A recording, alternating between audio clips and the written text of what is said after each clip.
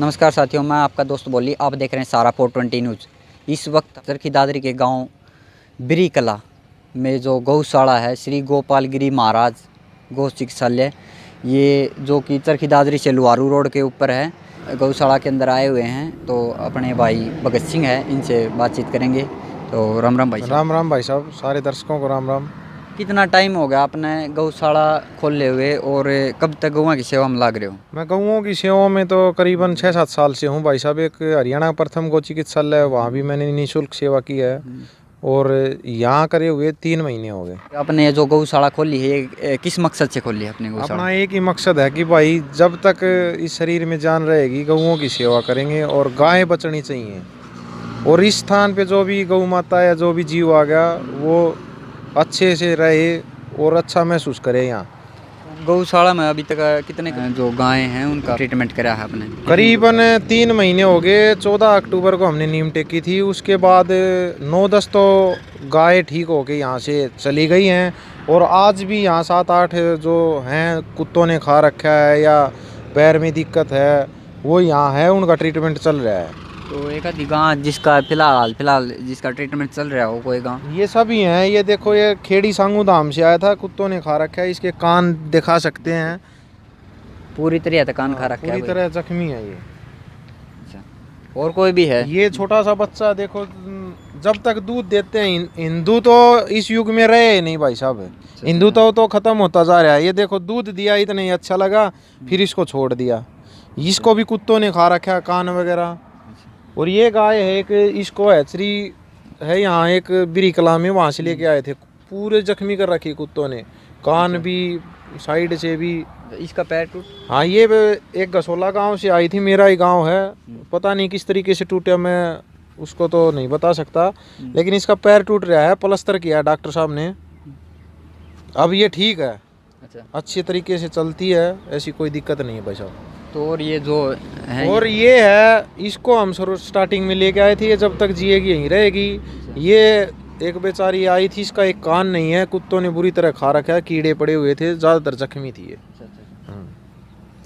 तो मतलब दूध देने वाली कोई भी गाय नहीं? दूध देने वाला कोई मकसद नहीं है अपना, दूध का अपने पास कोई ऐसा काम ही नहीं है कि दूध देने वाली गाय रखें। वैसे डेयरी फार्म है मेरा गसोला गांव में, 35-40 गाय वहाँ रखते हैं। वो दूध का काम अलग से है, वो घर वालों के लिए है। तो ये स्पेशल सेवा के लिए? हाँ, अपना मकसद ये है कि मैं बाबा तो हूँ नहीं, लेकिन बाबाओं से कम नहीं हूँ। एक चोला ही नहीं ले रखा, लेकिन जब तक जिएंगे इन जीवों की सेवा करेंगे बस। तो गौशाला में अगर कोई गाय वगैरह छोड़ना चाहो तो उसके लिए? भाई साहब, स्वस्थ गाय तो हम लेते नहीं हैं। अगर बीमार है कहीं भी हो, हमारी कोई लिमिट नहीं है।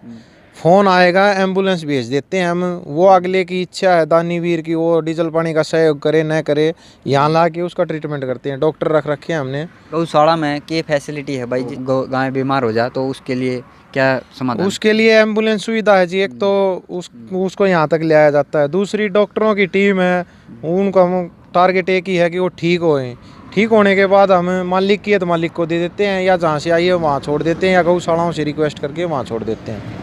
गौशाला में एक भाई लोगों के अंदर भ्रम पैदा हो रहा है कि भाई ये गौशाला हैं जो पैसे कमाने के लिए खोल रखी हैं भाई। ज़्यादा जैसे कि चारा चूरा भी ले जाओ हैं और गामा में तो वैसे भी चंदा इकट्ठा कर लें, तो मतलब इसका क्या सौदा है, क्या सिस्टम है भाई साहब? अपना ऐसा कोई मोटिव नहीं है, अपना तो एक ही मकसद है कि गाय बचनी चाहिए। न हमें पैसे इकट्ठे करने हैं, न चंदा इकट्ठा करना है। मतलब गौओं के लिए जो सुविधाएं इंसानों के लिए हैं वही गौओं के लिए इस मेडिकल में होंगे। आहिस्ता आहिस्ता टाइम तो लगेगा, और 90% नहीं कह सकता मैं, ज़्यादातर गौशालाएँ ऐसी हैं जो इकट्ठा करती हैं और सूर फार्मों में दे देती हैं। नाम नहीं लेना चाहेंगे हम उनका। बाकी इसके माध्यम से हम लोगों को जागरूक करते हैं कि पहले, मैं ये नहीं कहता इसी गौशाला में आओ, नज़दीक में कोई भी गौशाला हो वहाँ जाओ, देखो वहाँ क्या सुविधा है, गौओं के प्रति क्या चल रहा है, वहीं दान दो या जो भी उनकी श्रद्धा हो वो कर सकते हैं। हमारा एक ही मकसद है कि गाय बचनी चाहिए। भगत का मेन मोटिव ये है कि गाय बचनी चाहिए, न कि न भाई पैसे पूछे से इतना कोई एज प्रेम नहीं है। एज प्रेम होता तो भाई की पहले दो डेयरी फार्म है, देसी गाय के 2 डेयरी फार्म, एक तो गुड़गांव में और एक गसोला गांव में भाई। हाँ, देख सकते हैं सब, वो भी आपने बाद में दिखाओगे। तो ये गाय है, जिसने भी भाई ने कोई भी किसी भी गांव में चरखी दादरी किया कितने भी कहीं भी हो जी, बालाजी मेहंदीपुर तक हमारी एम्बुलेंस जाती है, वहाँ से 7-8 गाय ले भी आई है। हाँ। कोई भी गांव हो चाहे भाई हरियाणा का, उसके अंदर भी मतलब हरियाणा और राजस्थान हरियाणा राजस्थान यूपी किसी पंजाब की पंजाब तक भी, हाँ जी हाँ, पंजाब भी जीव दुखी नहीं होना चाहिए, मतलब गौ माता तड़फनी नहीं चाहिए। कोई भी गांव हो, कहने का मतलब ये हो कि भाई कोई भी गांव हो, उसमें अगर कोई गऊ बीमार है, कोई बछड़ा बीमार है या कुछ भी हो, किसी तरह भी जख्मी हो, तो भाई तक संपर्क करो। नंबर 9992 48 49 50। और अपना भाई की जो गौशाला एम्बुलेंस है वो भी दिखा देंगे। या भाई, और जिस भी भाई ने कोई भी किसी भी हालत में कोई बछड़ा या फिर कोई गाय बीमार दिखे तो संपर्क करो भाई। और ये गौशाला है भाई चरखी दादरी के लुहारू रोड, चरखी दादरी से भाई 10 किलोमीटर गांव है बिरी कला। आज श्री गोपाल गिरी महाराज की जो गौ के नाम से गौशाला है भाई। और जितना उसके वीडियो ने शेयर कर दियो। और अच्छा ये डॉक्टर साहब हैं भाई, तो डॉक्टर साहब से भी बात करेंगे।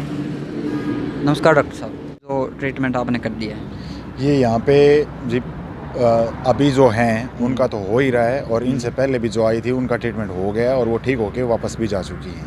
अच्छा, तो आप इनमें एक को कल प्लास्टर किया था, इसका और पैर टूट रहा है, प्लास्टर किया और डॉक्टर साहब ने। ये जो बाहर आ रही है अब ये इसके, ठीक है, जगह जगह अच्छी जख्म हो तरीके रखे से हैं, जहाँ चलती पे वो है, अभी ऐसी कोई दिक्कत नहीं है भाई साहब। पट्टी डाल के रखी हुई है। वो घाव रिकवरी होने में थोड़ा टाइम तो लेगा।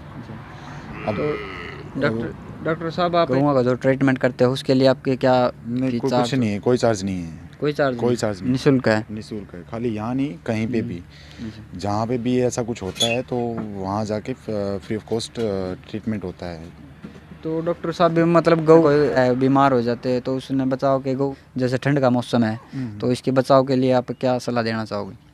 सर्दी से बचाने के लिए वो तो हर बंदे को पता होता है, जो पशुपालक है जो उसको सबको पता रहता है कि अभी सर्दी का टाइम चल रहा है तो क्या करना चाहिए। तो वही बात है कि जैसे गर्म पानी हो गया तो ज़्यादा गर्म भी नहीं, गुनगुना पानी उसको पिलाना चाहिए। फिर उसके बाद में टाइम टू टाइम उसको फीड करवानी चाहिए, और सर्दी में उसको थोड़ा सा कंबल वगैरह से उड़ा के और फिर रखें उसको।